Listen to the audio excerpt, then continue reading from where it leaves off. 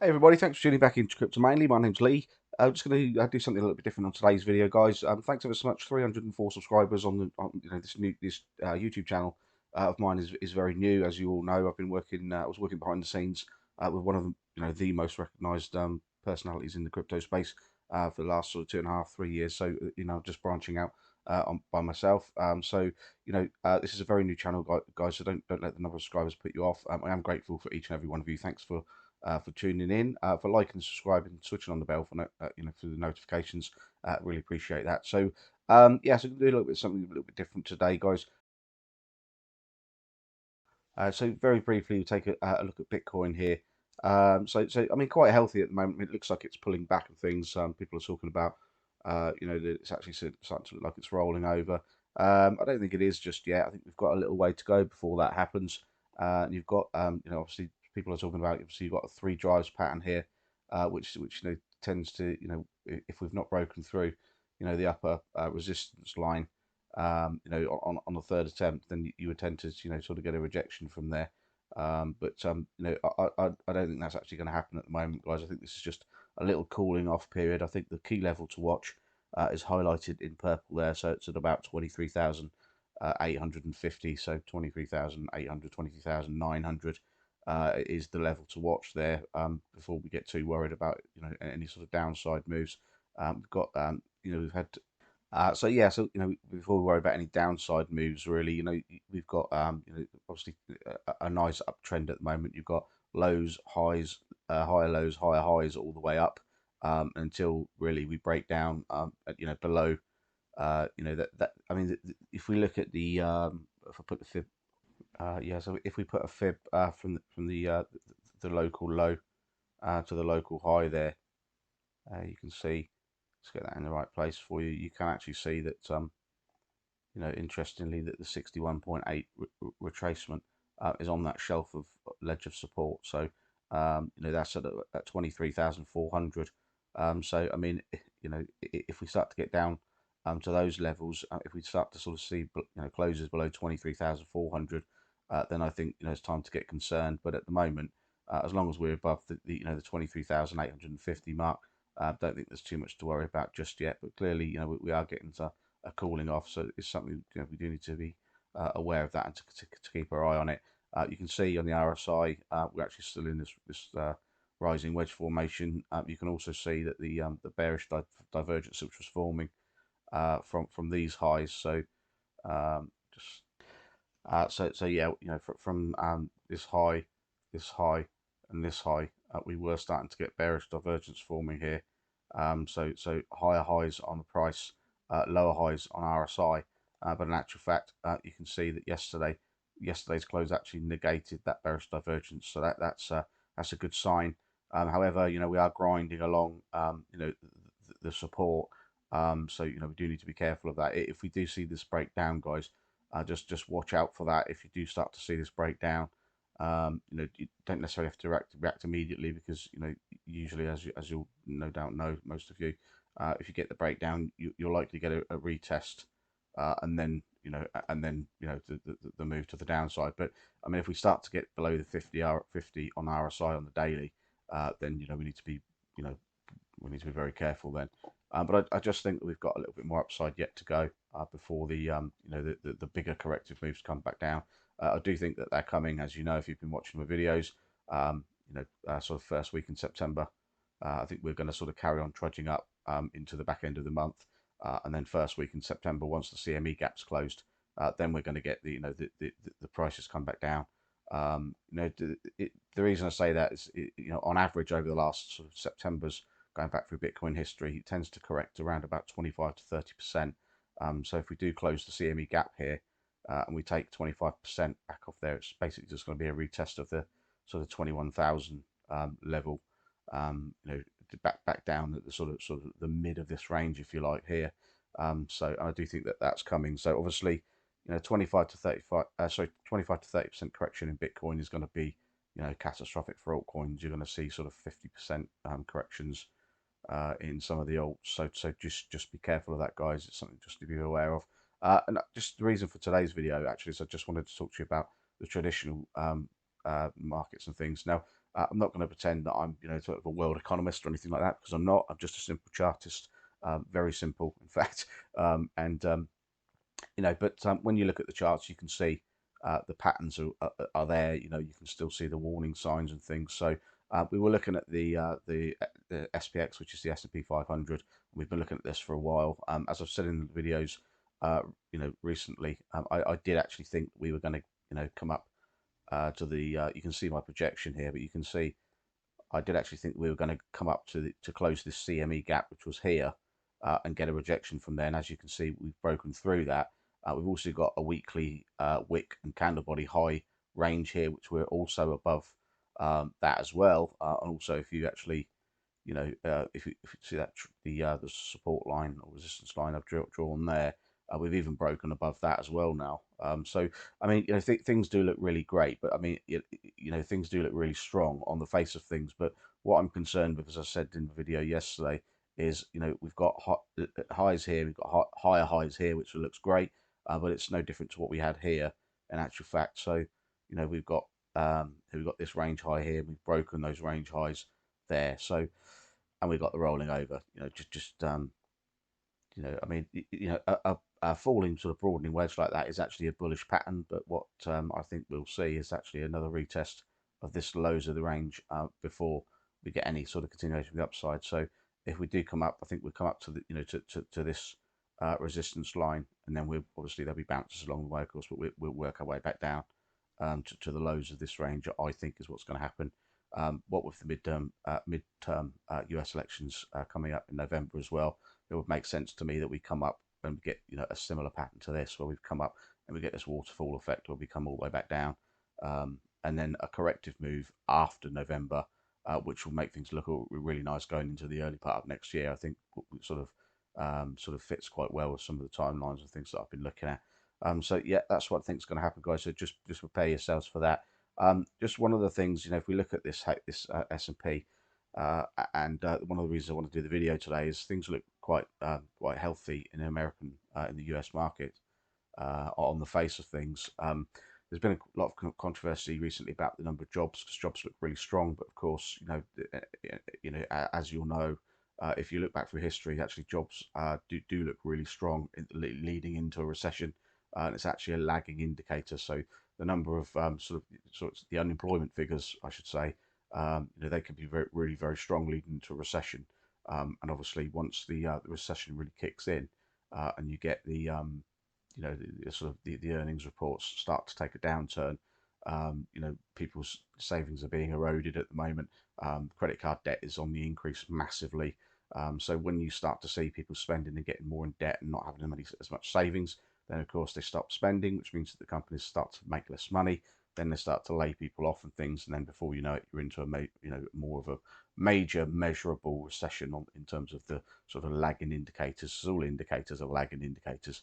It'd be lovely to have leading indicators, but you can get an idea of what you think is going to happen from the indicators and through history and things like that. But indicators are lagging indicators. You're only basically looking at comparisons to what's already happened in price history.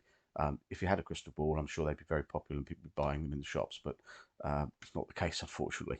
The reason I just wanted to talk about this is, this is the HS1 chart. So this is the Hang Seng index. So this is the Chinese market, if you like. So the Chinese version of our sort of US S&P. And you can see that this rise in channel has been significant, going back all the way to sort of the 1990s. And as you can see, this is what's causing the world's markets the real concern. Is if the Chinese market is looking dreadful at the moment. I mean, if we zoom in a little bit, at the moment we've not broken this low here, so this is a critical level here. We don't want to see us breaking this low. If we break down below that level there, then we're looking at something like this, where you've got the breakdown, you've got a bearish retest, and then obviously come down, and then another bearish retest and failed attempt. If we break this level here on the candle body here, which I've drawn in, then you are unfortunately going to get this bigger move. And if we look at this on a broader scale, you can see that you've got a very clear sort of topping pattern here. So you've got very clear double top there. So you've got highs and you've got lower highs. You've got that neckline, and that's where we are now. We're below the neckline, and that's where the price is now in amongst here. So if we don't another option, if we don't actually break that, if we don't break that low, just get rid of these drawings quickly. The alternative to this is if we manage to hold, if this manages to hold and we create, you've got a low here. This at the moment currently is actually a higher low. So what we would be really nice to see is if we do come back up and we get back up to the the top neckline, which is like there was more or less the resistance line here. If we do get to if we do break above there, come back down, and then retest, then you get perhaps a market recovery. But as I say, on the face of things now, we're asking for a lot here. You can see this is a breakdown from a channel that's been around for a long time, and there's a chance that we can break back into the price can break back into the rising channel there, but it's more likely that these are bearish retests, and it's actually going to roll over. And I mean, if we look at where the price is now to where the measured move is, the measured move incidentally lines up perfectly with the lows here, which go back to um, March 2003. So horrendous 20 years worth of growth just wiped out. But so yeah, I mean the measured move is all the way back to the bottom. As you can see, that's a 60% move from where where the Seng index is now, to getting all the way back down there. There's all sorts of controversy at the moment about the real estate figures and numbers, and what's happening over there in China at the moment. Obviously, it's on the brink of some sort of civil war, by the looks of it, which is hopefully that doesn't happen. But just from a sort of political point of view, it looks like it's sort of quite a dreadful situation over there, coupled with the fact you've got the real estate problem and the chart that looks like this, just setting up for a huge failure. This is the MOEX, which is the Moscow exchange. So this is the Russian version of sort of our the US is S&P, and the Hang Seng. This is the Russian one. Clearly, we know what happened here. Obviously, Russia invaded Ukraine, and you can see what it did to their their exchange, and their market in general. Basically, horrendous collapse there. But what you can see is actually it's grinding. It's coming down and down. So you could say that this is actually creating. Um, just roughly drawing this in, but you could argue that this is actually starting to you're getting a descending channel there, which should hopefully break out bullish, but it's only a very slim channel, so even the measured move from that is only back up to the top of the channel, and then what happens from there. But I mean, the concern is here is it's actually grinding away at this low here. It's just pushing further and further and further down. And if we if that gives out as well, then again you're looking at I think that certainly it's very likely that we get a retest of this candle body low here. Sorry, this wick low here, I should say, which is about another sort of from where we are now. It's a 15% move. The next support below that is all the way down here. So we've got next supporting level, which is there, which makes sense because it's the same as this high here. So you've got the support levels. You've got highs here, so you can see it was acting as resistance here, and support here. So that's the next level of interest there. So again, if you measure from where the price is now down to there, it's another 25% from the the Russian market, which has already massively collapsed. This is just catastrophic. From the top to where it is now, or to where it is now. We're talking about sort of 60% correction there. So just to just have a look. I mean, the CPI data was what's fueled the market. We've got the crypto, we've got the Ethereum merge and things, but all of these things in these charts I'm showing you now, are huge, bigger picture things which will have a massive effect on cryptocurrency. Cryptocurrency is a small fish compared to these markets we're looking at here, and if we do get sort of global collapses in these, then crypto, we can just kiss goodbye for for the next particularly I mean it's going to be obviously we've got the halving in May 2024, but I think if the world markets start to collapse, things they take a longer to recover. So you're looking at probably 6 months to a year before we get any kind of recovery. If we do get these big collapses in the stock exchange, then looking at 6 months to a year before they even start to sort of bottom out and start to recover again. I think, in my opinion, but this is the so we're looking at light crude oil here, and you can see this is looking nicely like it's sort of got a double top here and it's coming back down. But for me, this looks this looks like this. We've got you've got that sensation there. You've got a neckline there which lines up with these. You've got a neckline there. So I think what's going to happen here, if you look at the I just draw. Sorry, this chart's a bit naked. I wasn't really prepared for drawings on here. But if we see, if we draw the lows to the highs there, and then we look at this range here. So we've got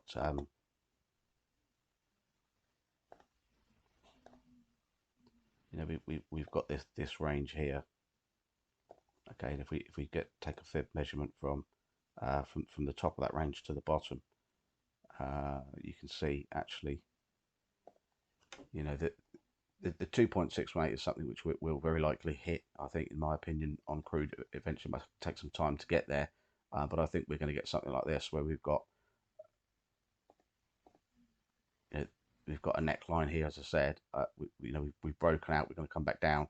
We're going to retest that neckline, and then we're going to get the accelerated move.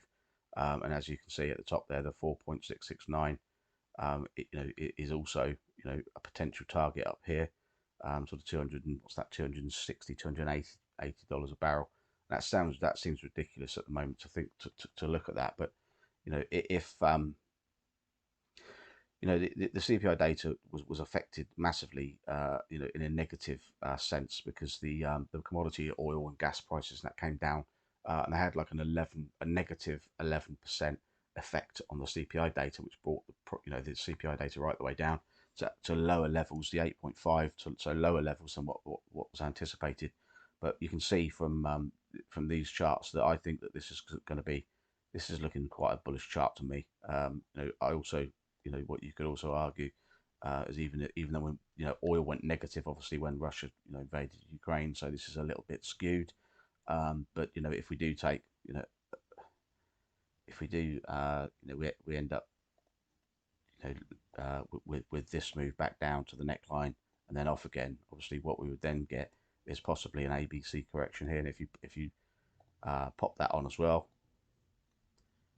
AB equals CD, so price comes back down, tests the neckline, then you get an AB equals CD move. We're getting back up to this 4.669 again, which is chaos theory. So again, it's it's a possibility that we end up there.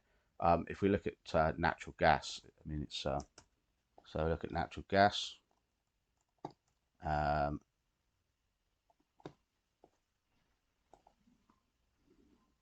We've got highs and we've got lower highs here, but if we look on like a higher time frame, this looks pretty bullish to me. I mean, you had a huge a huge candle rejection there. So a 33%, if you can see that at the top there, 33.41% move to the downside on that one particular candle in June, and then the following month, so in July, there was pretty well almost an engulfing bullish candle, which actually undid all of that huge move to the downside there. So 33.41% to the downside in June, and then that was completely undone the following month. It's almost like you can imagine if the biggest fish in the sea wanted to bring the commodity prices down for oil and gas and things, just to sort of bring that CPI data down. It's almost like that looks like that's been engineered to do that, because it's immediately taken a huge dump and then immediately undone all of that and is now continuing to the upside. Bear in mind this is a monthly time frame. So again, I think that natural gas and oil for me is looking really bullish. Although the US markets is looking quite bullish at the moment, I think that when we get to this level, we get strong rejections like we have in the past here. I think we're going to get another rejection here. We're going to get some news out of China. This is going to roll over. The MOEX may even push back through the support there.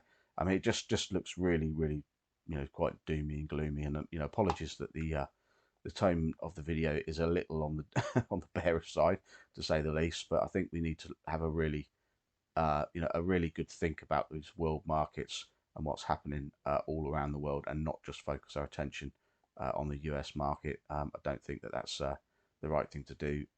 As things stand, we're looking at, the S&P 500 clearly is a giant, a behemoth, but cryptocurrency is a very, very small fish in relation to anything like any of those. So I mean, to give you an idea, like for example, the crypto market at the moment is 1.1 trillion. That's the entire market cap of all the money that's in every cryptocurrency that's available at the moment. To put that into perspective, the forex market trades between $8 and $9 trillion every single day. So that will give you an idea of just how small our cryptocurrency world that we know and love actually is. So I'm going to leave it there, guys. Let's hope that I'm completely wrong. Let's hope for some peace in Ukraine. Perhaps that will be something which happens, and then all of the markets, world markets, will then turn around. There'll be a very positive effect if something like that happens, a big news event like that. But as things stand today, things are looking pretty gloomy and pretty worrying, really. So I think I'll leave it there, guys. But take care now. I'll speak to you again soon. All the best. Thanks for listening. Please like, subscribe, and turn on the bell for notifications. And I look forward to seeing you next time. Thank you. Take care.